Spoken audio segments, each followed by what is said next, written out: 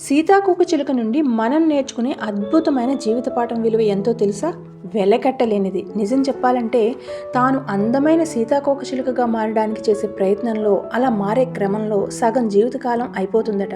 అయితే సీతాకోకచిలుక గతించిన సగం జీవితకాలం గురించి ఆలోచించకుండా తనకున్న మిగిలిన సగం జీవితాన్ని అందంగా అలంకరించుకుని ఆనంద పరవశంతో రెక్కలు ఆడిస్తూ చాలా హ్యాపీగా ఉంటూ ప్రకృతిలో గడుపుతుందట. అలా కాకుండా చాలా కష్టపడుతున్నానని ఆలోచించిన, సగం జీవితం అయిపోయింది అని నిరాశపడినా, కోకోన్ నుంచి రావడానికి ప్రయత్నించకపోయినా దాని మిగిలిన అందమైన జీవితం లేదా ఆనందవంతమైన జీవితాన్ని చూడలేకపోయేది కదా. దీన్ని మనం జీవితానికి అన్వయించుకున్నట్లయితే మనలో చాలామంది సగం జీవితం అయిపోయింది ఇంకేముంది అని డేలా పడిపోతూ ఉంటారు. కనీసం మళ్ళీ మళ్ళీ ప్రయత్నం చేయడానికి కూడా ఇష్టపడరు. కానీ ఎవరైనా సక్సెస్ సాధిస్తే వారిపైన అసూయను వ్యక్తం చేస్తూ ఉంటారు. ఎలాగంటే ఇక్కడ ఒక చిన్న స్టోరీని తెలుసుకుందాం. దేవుడు పాదాల చెంత ఉన్న పువ్వు దేవుడు మెడలో దర్పంగా హారమై కొలువున్న పువ్వును చూసి అసూయగా అడిగిందట. నేను నువ్వు ఒకటే అయినా నువ్వు మెడలో ఉన్నావు, నేను పాదాల దగ్గర ఉన్నాను, నీ గొప్పదనం ఏమిటి అని అడిగిందట. దండలో ఉన్న పువ్వు చిన్నగా నవ్వి ఇలా చెప్పిందట, మాలలో చేరడానికి నన్ను సూదితో గుచ్చి నా గుండా దారాన్ని నింపుతారు. ఆ నొప్పిని భరించి నిలబడినందువల్లనే నాకు ఈరోజు ఈ పవిత్రమైన చోటు దక్కింది అని చెప్పిందట. ఇక్కడ సూది దారం అంటే సుఖదుఖాలు, జయాపజయాలు, లాభ నష్టాలు, ఎదురు దెబ్బలు, ఇదే కదా జీవితం. వీటికి ఎదురు నిలబడి పోరాడగలిగినప్పుడే కదా సక్సెస్ ద్వారాని మనం తెరవగలం. అందుకేనేమో పెద్దలు కష్టే ఫలి అంటారు.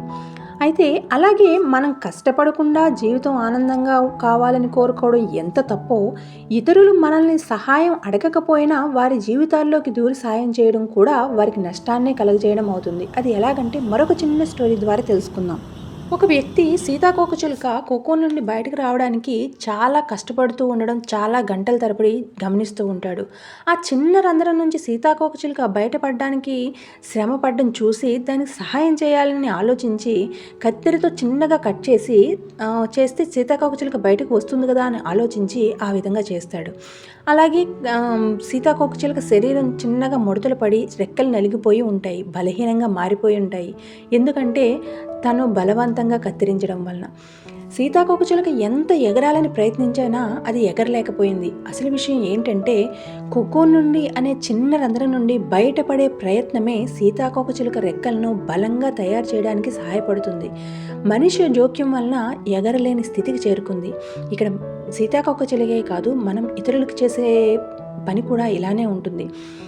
అంటే ఇక్కడ కొన్ని సందర్భాల్లో మనం కూడా అలాగే ప్రవర్తిస్తూ ఉంటాం. కొన్నిసార్లు మనకి మనమే పూర్తిగా ప్రయత్నం చేయడం మానేసి మధ్యలో ఆపేసి అడ్డదారులు వెళ్తే విజయం సొంతమవుతుందని తపనతో అపజయానికి దగ్గరవుతూ ఉంటాం.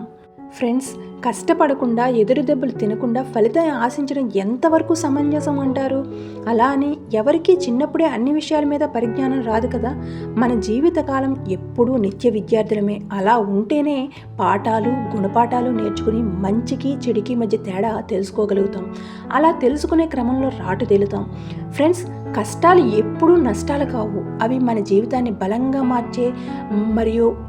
మరియు స్వతంత్రంగా మార్చే మంచి అవకాశాలు.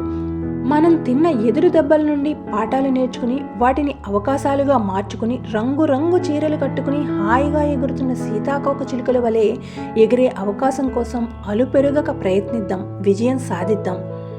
చివరిగా, fly like butterfly, embracing new hopes and aspirations. Friends, ఈ వీడియో మీకు ఎలా అనిపించింది? వెంటనే కామెంట్ సెక్షన్లో మీ అభిప్రాయాన్ని తెలియజేయండి. అలాగే ఈ వీడియో కనుక నచ్చినట్లయితే లైక్ చేయండి, షేర్ చేయండి, సబ్స్క్రైబ్ చేయండి.